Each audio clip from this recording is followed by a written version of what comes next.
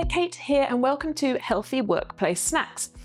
It's so easy, depending on your work environment, but for there to be biscuit stations near the kettle, or it's always someone's birthday and they're bringing in the cakes, and that can be in a big organisation sort of on a daily basis. And it's really lovely that people do that, and it's a nice thing for your workplace to provide snacks of that sort. You maybe have vending machines as well, perhaps you have a canteen, but where it's really easy to access the high sugar, high fat, perhaps low nutritional quality snacks.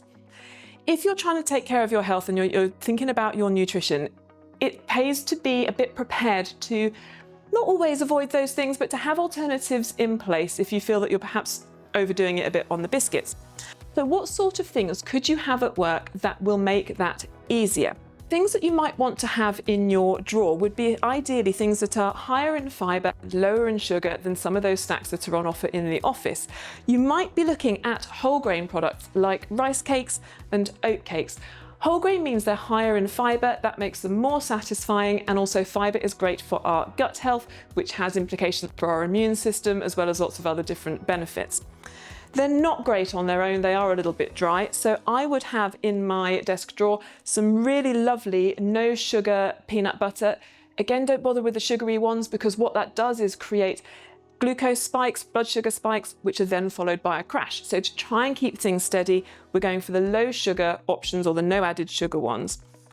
I'm sure you've got access, hopefully, in your work kitchens or work coffee station areas to a bit of cutlery, so you just need to pop a bit of peanut butter on there, onto your rice cakes or your oat cakes. Why not top it off with a banana? Keep a bunch, literally a bunch of these in your drawer at the start of the week, so you know you've got something there for when you need a snack in the morning or in the afternoon. Also to hide in your drawer are things like decent quality chewy bars, snack bars. You want the ones that are more substantial, that are a bit of an effort to eat, so you feel like you're actually getting some good value from that. These ones are really nice because the ingredients are quite simple, they're not ultra processed, and they're really bringing something to you as well. Little bits of fibre, bits of healthy fats with the nuts. If you have access to a fridge at work, great if you can cordon off your little section of it and keep things like these mini cheeses are amazing. They're only small, I know, and if you're a cheese fan, it feels a little bit pathetic, but that's basically a sort of a daily portion of cheese because of the saturated fat content. But it is a satisfying thing to have. Lovely combined with your oat cakes or your rice cakes, or really, really nice by themselves. Them being individually portioned means you're not too likely to overeat on it or find yourself with a sort of saturated fat problem. The other end of the scale, but still on the dairy thing, is things like this, a 0% fat Greek yogurt. Super high protein in here, it's natural, there's no added sugars in anything like that as well. Great thing to take in with you. This one's about £1, £1.50. Again, not super cheap, but if you're spending quite a lot on sugary snacks on a daily basis, or you're prioritising your health, these are probably a great investment to have. You could bring them in at the start of the week and they'll sit there perfectly happily when you need them. Another great tip would be to have in your drawer a little snack pot like this. Now, I appreciate the grapes aren't going to sit too well in the drawer over the week, but you can add those to it over time. But also some nuts, some dark chocolate chips, really great thing to have on your desk to be munching away at. And having something like that makes it much, much easier to ignore, if you want to, the biscuits and the cake that's all around. Talking of biscuits, last top tip.